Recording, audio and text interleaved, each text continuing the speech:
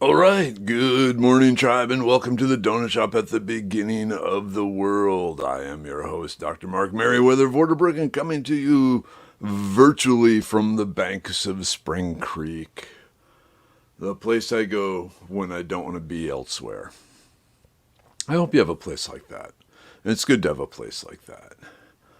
Your sanctum au naturalia. No, that sounds bad. The nature sanctum. Yeah, we'll go with that. All right. Oh, okay, we got people. Good morning, people.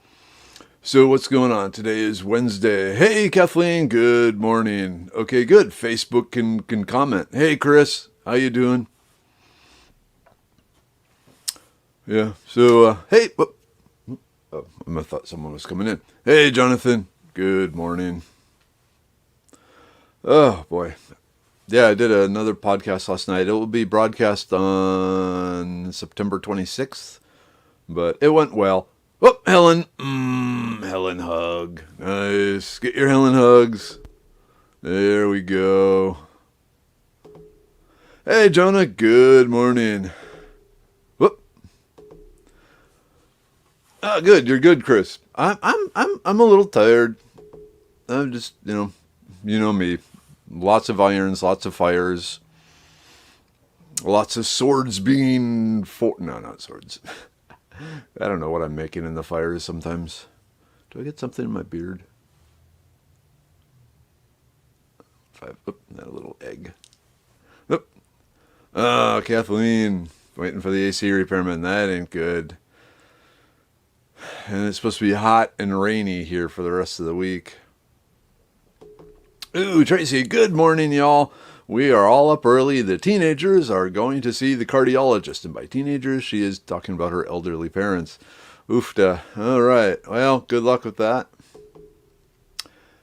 Hey, Donna. Thank you. Good morning. Hope everyone is doing well this hump day. We are now.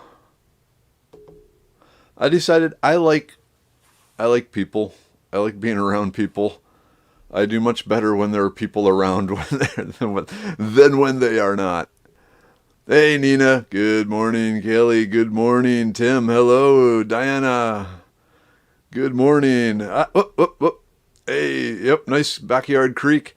So, Hoots River. This is kind of not exactly my backyard, but if you go a third of a mile, then that's where it is. So this is Spring Creek. This is the creek that forms the boundary between Harris County and Montgomery County up on the north side. So basically, the creek that separates Spring from the woodlands, and it's where I go. Like I said, when I want to not be anywhere else. Hey, Charleser. Good morning, Mary. Good to hear. Good morning. You cheer me up. Cool. Hey, Kimberly. Howdy, howdy. If the water were moving, yeah. And I will say this summer, the creek has been flowing there, man. There's been a lot of water coming down. So one of the popular things to do along this creek is to hunt for arrowheads. So this particular creek, there were a lot of Native American camps along it. And so like the sandbars and supposedly are very popular for Texas arrowhead hunters. And in the 20 years I've been wandering the banks of this creek, I have never found an arrowhead. Other people have.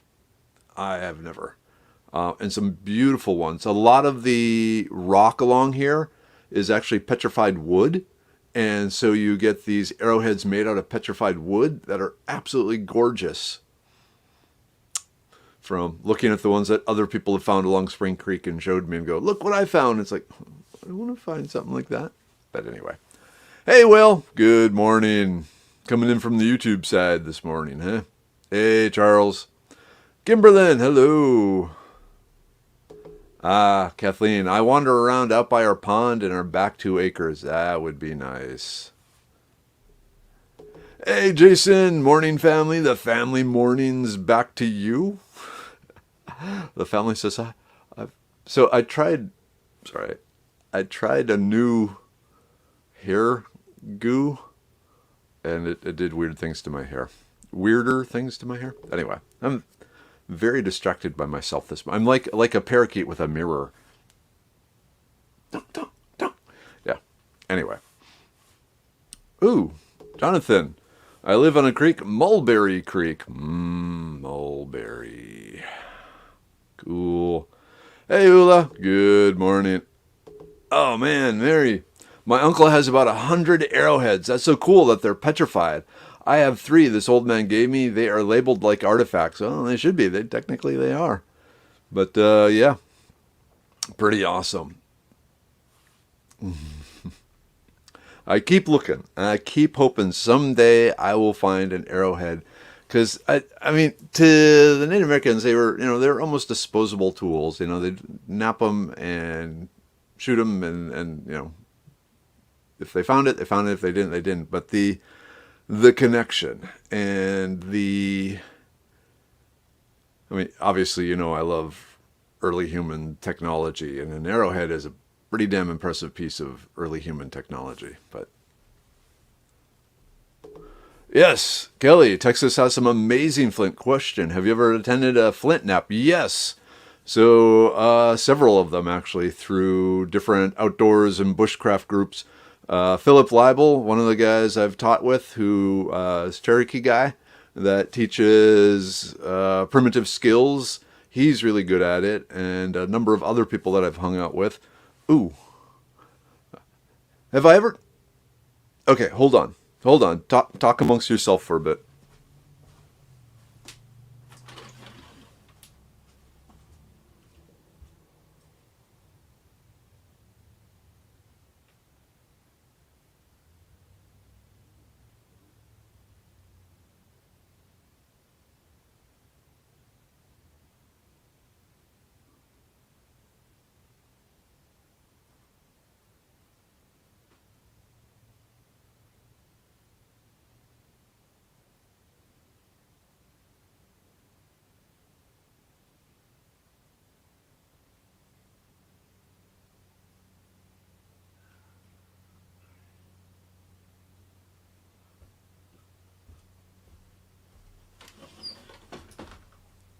Okay, I'm back.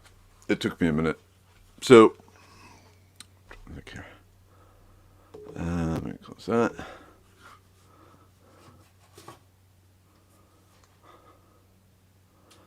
don't know if you can see it very well. Oops. But yeah, this is a Texas flint stone knife made by a guy that makes museum quality stonework. Actually, here, Knives of Flint is his website, or it was his website. I'm not sure if he's still doing it. But yeah, he's recreated a number of artifacts for museums all over the world. And so it's pretty cool. I was able to get one from him. But yeah, the sharpness of the flint actually exceeds that of steel. And if you go obsidian, you even go more. But the issue, of course, is they're still brittle. So they're extremely sharp, but also very brittle. And so that's why you're constantly redoing it and remaking it. And yeah. So I used to bring this to demonstrations to schools and so forth, way back when you could do that sort of thing. Now, not so much.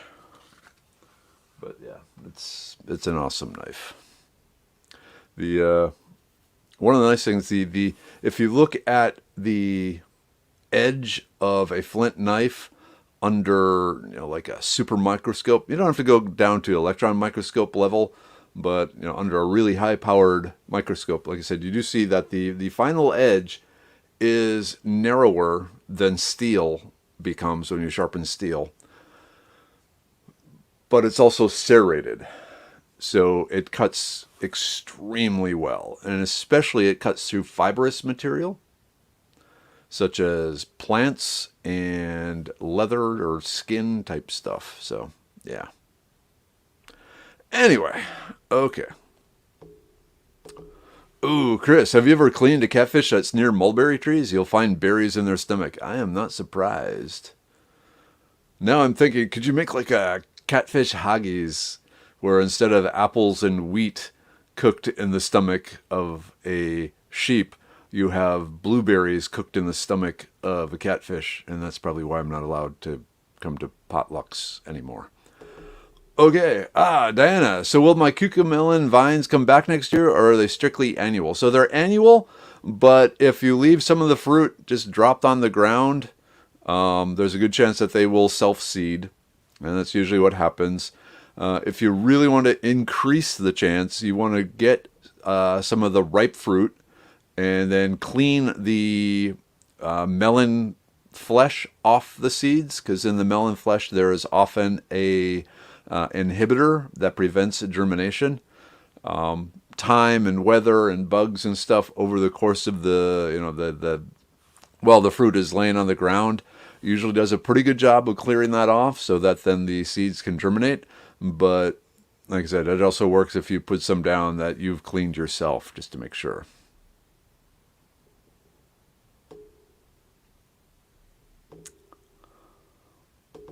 Ooh, Diane, good morning. I made zucchini bread in the bread machine and it came out like a brick.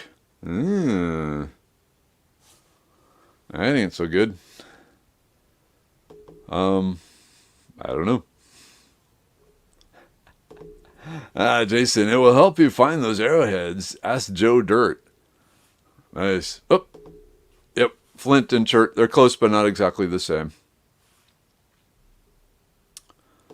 And somewhere outside, I have chunks of obsidian, the volcanic glass. It's actually beautiful that somehow, someday, maybe, at this point, my plan was to learn to flint knap, but I got too many other things going on.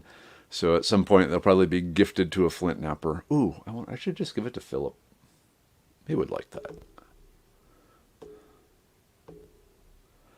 Yeah, there's actually, there's lots of YouTube videos out there on the proper way of doing it. And I tell you, they make it look so easy. It's just like, yeah, just wrap it here, boom, arrowhead. And it takes a lot of practice. It's one of those things that's really easy once you've done it, 1,000 times already. That being said, go ahead and try. I mean, I picked up the whole West Coast swing a lot quicker than I thought. It only took like 8 lessons for me to get to a place where the girls don't frown when it's their turn to dance with me. So, hey, Tina, good morning. Nancy, hello. Henry, hey, man.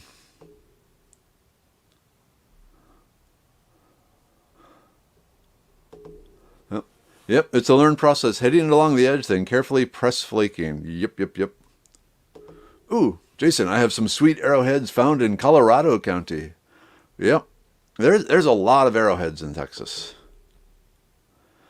And there are websites devoted to it that will help you identify, which particular tribe and what particular era, time-wise, the arrowhead was likely made, which is pretty cool, too. Ooh, prayers and good vibes for friends and family that are being affected by the French fire in Cali. It jumped the line last night. Damn, I hadn't heard that. They should have hydro-raked the forest years ago. But yeah, that's not good. Hey, Ben. Ben, I gotta agree with you there. That's interesting. Okay, does he mark them in some way to show that it's a modern point? So usually, like with the stuff he has for sale, like one of the things he uses an epoxy on so it's a sinew thing. I think for the museum he tries to make it really realistic, but you can like carbon date the handles and so forth. But long story short, probably not. Let me see if his website is still up here. Hold on. But that's a good thing. Knives of Flint. Oh, yep. And it's still there. Oh, hey, it looks like my knife right there on the handle. Or on the...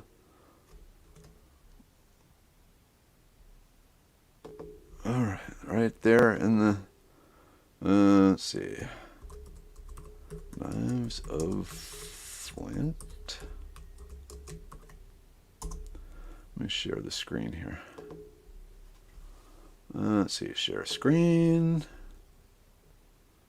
Brave Town, Knives of Flint, share.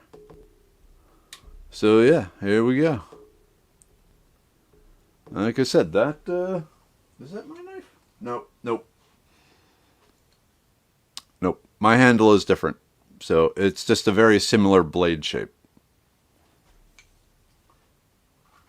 But yeah, check his stuff out.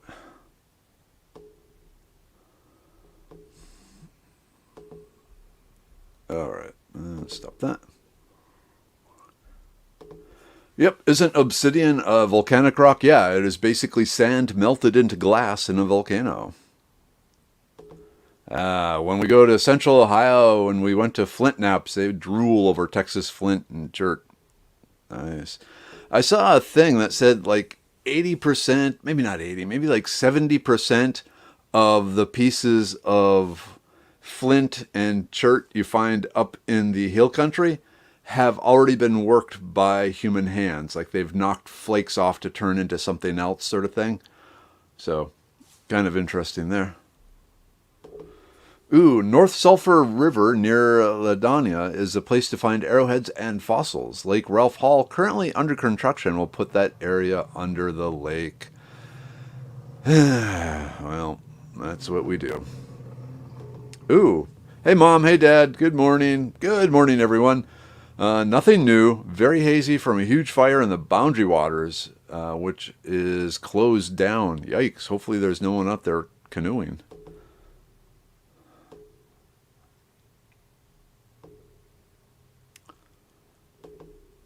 Tina, bad connection, cutting in and out, not good.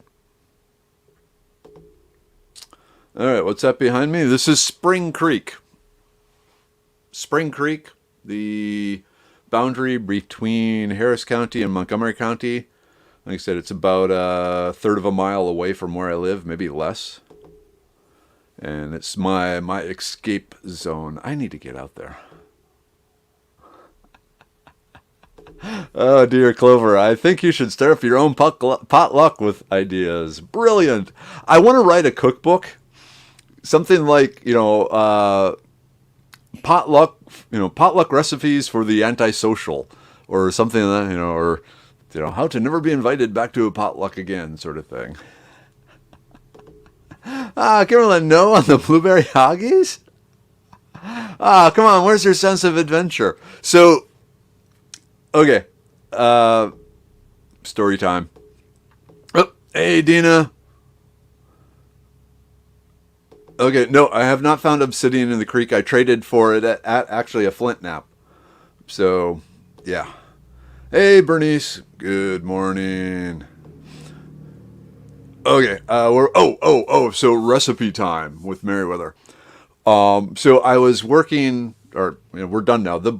According to the publisher, they think everything's ready. Now they're just doing the page layout and everything's on track. But anyway, so Heather Barnes, the person who was doing the photography and making the foods for the newest edition of the book, the Outdoor Adventure Guide Foraging book.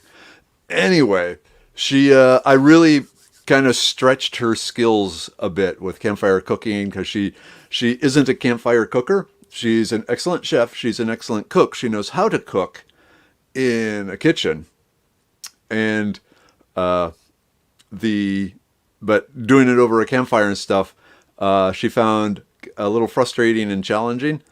But she was thankful for the experience, because it really did stretch her. And now she has an idea what to do there. So she's really excited, and said, now when you're on one of those, Iron Chef shows and you say, okay, for today, the ingredients are a rattlesnake, apples, and a bucket of lava. You got it going. You know what to do. And she was laughing and said, yeah, so what you do is you skin the snake, you take the intestines, you clean out the intestines, you chop up the apples, you put the snake meat and the apples back in the intestines, and you make, basically rattlesnake intestine sausage cooked over the bucket of lava, and you win.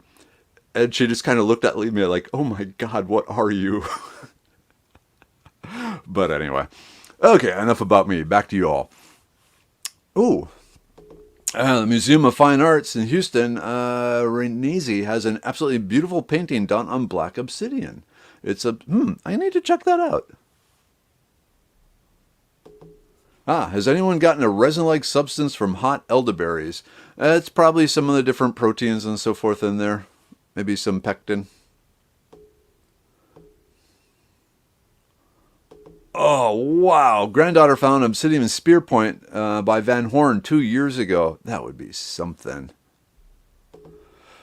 Yeah, so Spring Creek is a beautiful place to kayak when the water is flowing. When it's not flowing, it's a long slog dragging your kayak behind you. But yeah, it's the main reason I have a kayak, but because I don't have time to kayak anymore. I haven't been able to use the kayak out there. But the more often than not, you cannot paddle down Spring Creek because there's not enough water. So basically you need a really big rainstorm on Friday, and then you get on the Spring Creek early Saturday morning, and then you paddle like from I-45 down to 59. Just beyond 59, there was a little private take-in, take-out place, and that would be depending on how fast the water was flowing, it'd be like 5 hours, 6 hours, something like that. Not bad. You can also take out at Jesse H. Jones Park, but you have to fill out paperwork like more than 24 hours in advance to do that.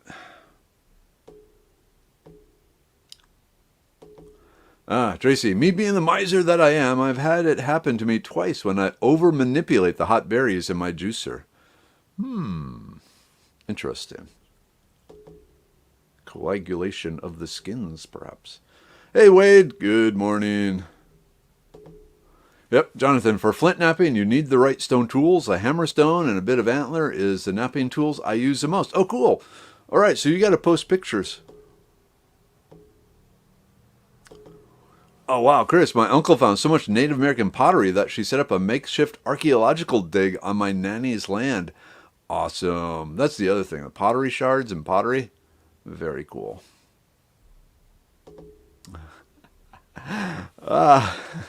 Hey now, some of us like to throw ingredients into machines and have to because we have a cooking deficit. And so we mainly use our bread maker to make the pizza dough for Monday pizza. So it does the dough, and then we take it out of the machine and roll it out and par bake it, and then topping all that sort of thing. Oh, Melanie's here. Hey there, just popping in for a second, but finishing pre-trip, and I have to run a local with a live unload at 10 a.m. All right, so roll those wheels there, Melanie. Because right now the supply chain issues are crazy, and a lot of it is due to there aren't enough drivers driving the trucks around. So yeah. Oh, hell, Kelly, I won't laugh at that. Don't laugh, but I have spools of Sanu. I buy it every time I go up to Colorado. I'll find a use. Oh, yeah, it's great stuff. So Sanu, for those of you who don't know, it's basically taking the tendons of animals, the longer tendons, and removing everything that isn't tendon material, making it into a thread. And one of the cool things about the Sanu is when you wet it, it stretches. And then when it dries, it contracts again and holds things really, really, really tightly. So when you see, like in ye olden day pictures and so forth, this thread-like stuff wrapped around the arrowheads and the spearheads, holding them on, that was the ligaments and tendons from animals that have that power to wet, stretch, and then dry and shrink and hold things really tight. All right, Kimberly, it's okay. I'm just laughing because I am imagining it. It was too moist for a bread maker. I'm literally laughing out loud. Not judging, just thank you for making me laugh. Good, good, good, good. Laughter is the best medicine by far. Oop. This knife, maybe Melanie is gone. So this is my knife that I bought for demonstrations of primitive cooking type stuff. AD. Yep. Knives. Ah, I like the knife. I have one made out of obsidian. Also have a box of obsidian. Just no time. Yep. Maybe we need to get it up to Jonathan and special order stuff. Hey, Nicole. Good morning. Oh, cool. Mary, I just shared this with my cousin's hubby. He makes knives. I think he might dig this. He is highly skilled. Very cool. Hey, Carol. Good morning. Ah, Mary, I'll help you write the book. I'm a writer and an editor. Never wrote a book, but yeah, you start at one end and you go to the other. The editing is the hard part. Hey, Katie. Good morning. Ah, Lenore is here. Lenore. Yeah. Remain calm. Don't. Hey, Lenore. How's it going? How you doing today? Morning exercise. Yeah, I like that. Potluck dinners for the antisocial. Most definitely. Hey, Monica. Yeah. So you also got to remember, my wife is a technical writer and spent years editing books and writing, the nonfiction. This is how you use that piece of equipment. I know you're not going to read this manual. You're just going to get ticked off and call the helpline. But at least then the helpline has access to this documentation I wrote, and will read it to you. Anyway. Yeah, not reading a manual really ticks off technical writers. I'm not allowed to ask her any questions how to do anything until I have thoroughly explored all the documentation of said thing. Ah, yeah, Jackie, I need to do the bike trail along Spring Creek. That's super pretty. You can kayak but not swim, right? I swim in it all the time. I splash around in it. Swimming, yeah, it's more like splash around in it. Yeah, there's no rules against that. Ooh, prayers for mom and dad weather. My mom is on the other side of the lake from the French fire, and she's getting the smoke and ash. Ew. Scary.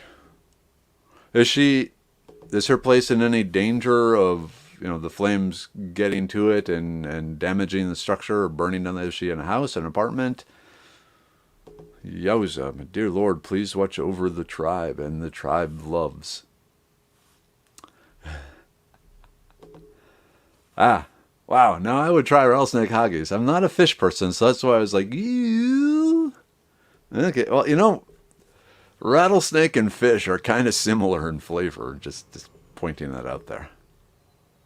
Ah, Melanie, I usually have no clue what I'm hauling. It says 24 pallets of item 15432. So, it could be gold or turds or who knows. Yep, wait for one of our Houston downpours.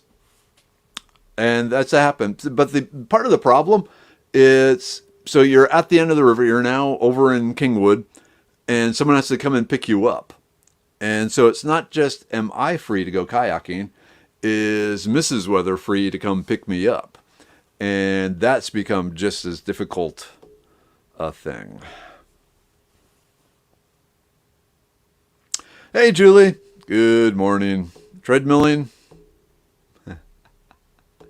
Ah, Dan, my brick bread tastes good after all. Yay!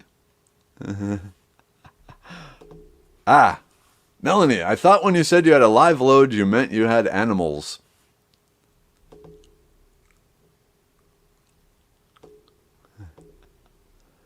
Ooh, you could send flint. You have lots of flint. You have to send it up to Jonathan. Ah, Seville, good morning. Listening in as I go over my storm preps. Yeah, it's looking, I don't know the name of the hurricane, but a friend of mine over in Louisiana was texting me this morning, showing me the latest maps that it looks like there's a storm popping up and heading that way. So yeah, get your fuel, get your water, get your batteries, get your camp stove, get ready. Okay. Oop. No, a live load means I wait while they unload it from the truck as opposed to just dropping the trailer and leaving. Okay, so it's like unload and away you go rather than just drop the trailer and go. Gotcha. Yep, in other words, read the directions. Yeah. Mrs. Weather gets very cross if directions are not read. Very cross. Now, rules against swimming are to be ignored. No one owns the water. And there aren't many alligators in Spring Creek, so that's not a problem there. The main issue is actually bacteria count in Spring Creek, because a number of waste treatment plants feed into Spring Creeks and with, whatever wasn't treated. So that's the one thing you need to keep in mind. All right, Kimberlyn, great idea, actually. You'd have to probably cut it, let it dry out, and bake it like croutons. Croutons. Then it goes in the broth. Would that be right? That's a possibility. Ooh, there are some slightly damaged porcelain bathtubs available for free nearby. Would they be safe garden boxes? Yeah, so that was very common up in Minnesota. There are a number of people that used the porcelain bathtubs as gardens. They have the drain in there. I would put down a layer of lava rock. You can go to Lowe's, and it's the stuff you're supposed to put in your grill, but it's a high temperature. It's basically lava, but it's very porous and very rough surface. Put a layer of that, maybe 2 inches deep, in the bottom of the bathtub so that you have good drainage through it, and then away you go. The only real issue with the bathtubs is they're quite deep, and so it does take a lot of dirt to fill them up. So you can put less dirt in there and, even angle them maybe some towards the sun, or align them so the bathtubs run east-west. Yeah, so they get the sun over them most of the day. Yeah. Oh, oh, oh. Here comes the sun. Doo-doo-doo-doo. Stop. Uh-oh, what's this? Oh, message from the boss. I'll have to check that in a minute. All right, you know what? Hey, let's jump right to the group take, but I got to move some stuff here. Ooh. I got a new book I purchased yesterday. So Sam Kaufman he's actually based up in the Austin-Wimberley area too. He is the creator of The Human Path, and he is an ex-Green Beret. Well, you're never an ex-Green Beret. He is a Green Beret who was also a mimic that they would send him into these places to help treat the locals and win their hearts and minds. And so what this is basically a book for austere medical treatment. Austere means when you're not in a modern clinic, when you're out in the woods sort of thing. And so it has all the normal first aid information, broken bones, flu, what you treat there. But then the second half of the book is the herbal remedies type stuff. And it's really good. So I need to go through it.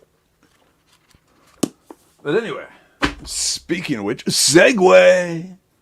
Group take time. Yeah, group take. All right. The immune pill. Ba-ba-bong. Gotta fight that everything. These things are trying to take over your cellular machinery. We got my personal favorite, the brain pill.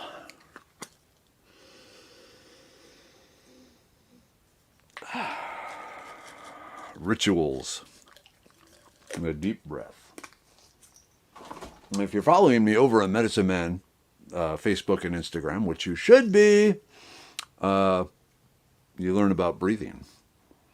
The liver pill. Got to keep the trash collecting, getting rid of organs healthy. Nom nom nom. Oh. Mrs. Weather is here. I hear the garage door anyway. The uric acid pill, which luckily I have no need for, but it's been a very popular seller. The blood pressure pill, which soon. Hopefully next week it will be available again.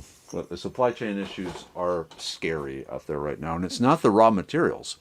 It's the bottles and the caps that we're having a hard time getting. the Serenity pill. Nah, I'll take one of those. And it'd be cool if we could reuse the bottles, but of course FDA regulations say, verboten. All right, the libido pill.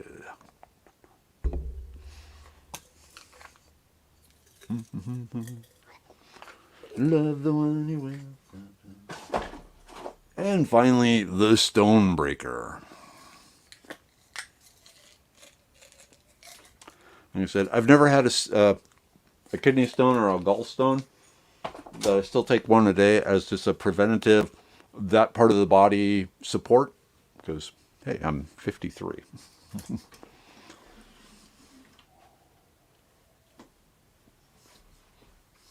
Morning take? Mm-hmm. Hello. Oh, you can see the top of your head. I'm already standing on tippy toes. Oh, you are. Yes. She's very short. All right. All right. Well, I was talking, and there's probably all sorts of comments that come up. Hey, Laura. Good morning. Oh.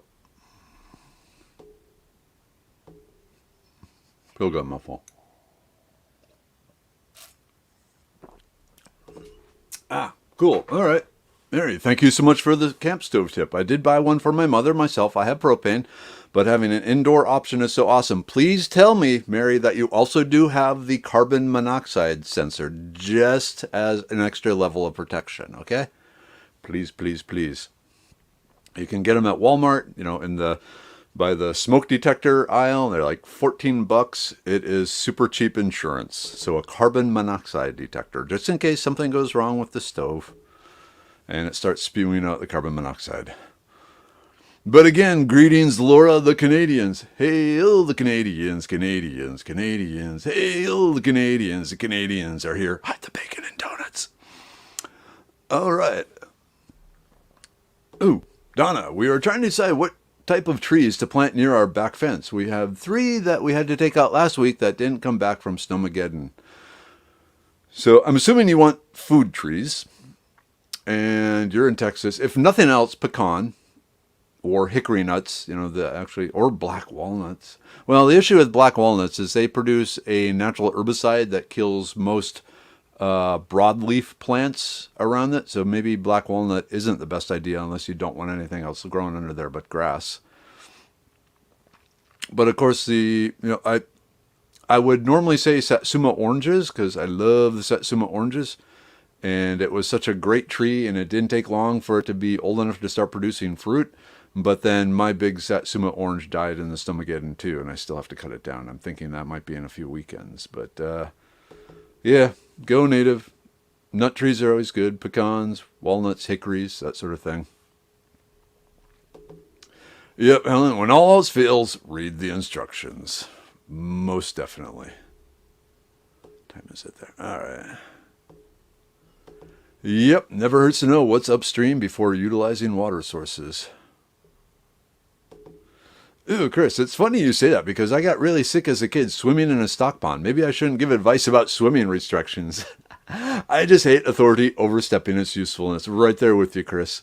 I'm curious, when you got sick, was it like a nausea, beaver fever, protozoa type thing? Or was it a skin thing like impetigo? Because I had impetigo, which is like the super nasty skin infection type stuff. Hey, Alexi, good morning, my dancing queen. There's another person you need to follow on Instagram if you want to learn to move. But she has like several Instagram accounts because she's also a very freedom-loving person. Ooh. Okay, has anyone ever made their own moccasins? I'm looking to make some for my autistic young man I'm a caregiver for. Need a good and easy pattern. Tandy Leather has the pre-made moccasin kits where it's all cut out and you just stitch it together. And they're relatively cheap. I have a pair. I'd run down and get them. But I like them as just as a camp shoes. But yeah, Tandy Leather moccasin kit is a really good place to start. Because if nothing else, before you do anything with the pieces of leather, you trace them out on some cardstock, so you have the patterns. Then you can make, moccasins out of anything after that. You got the patterns, and then you find someone abandoned a leather sofa by the side of the road. Woohoo! We got a whole bunch of moccasin making leather now. So yeah, look into that. The Tandy Leather moccasin kits. Huh, I was told that the young ones couldn't tag along with the Braves until they could produce quality arrowhead. That's a good incentive.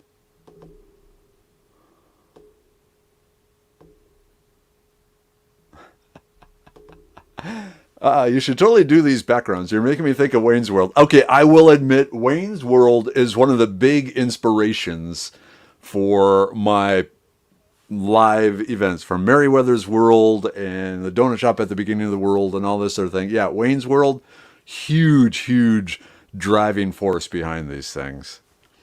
Ooh, I need to get a picture of my folks' sofa, and I could broadcast from my folks' living room.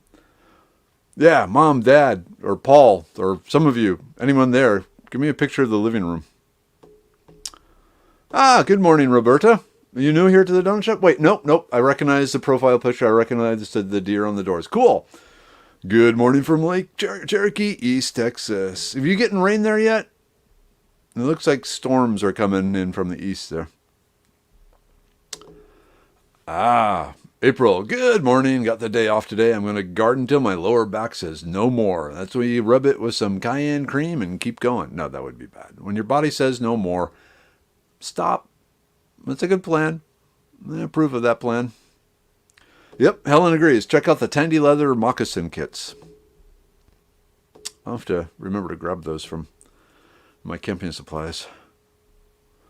Oh my, Lenore. I'm out of here, folks. Got to get supplies needed for a toilet ring change out and oil change for the truck. Sure hope I find all I need. Yeah, good luck. Oh, Katie's bouncing. She's gone. Mary, I need a whole damn bottle of liver care. No Tango Dinero and maybe 10 of Serenity. I'm sorry. Talk to me after the class. All right. Tina's heading out. All right, people. It's 8 o'clock. Let me just scan through here. Okay, have you looked at the wide mouth amber glass bottles for Medicine Man products? I think they would have more upcycle usability, but assume they cost more. That's actually not a bad idea, especially for some of them. We try and... So what happens is we'll make the capsules, and then we'll figure out what size bottle a 30-day dose fits in, and then scale the bottle to that. Just for, minimize sort of things. Yeah, to reuse bottles, I think you should be able to come up with a procedure to clean them and proof them works and it's repeatable. That requires time and effort, which as a 3-person company, we don't have time to do that. So where this would be good is if some other third party came up with a way of doing it, got the bottles back, and then sold them to us. Because, yeah, right now we don't have the resources to experiment on that. Okay, quick. Do mulberry trees need lots of water? Yeah, they're not like wet foot trees, but they, like a cottonwood or a willow, but they still do like water. Yep. Yeah, everyone should know not to use anything propane indoors. You would think people would know that, but they don't. All right, just quick scan. Moccasin, bee wrangler. Ooh. Okay, any bee wranglers here? Bees swarming, into my attic.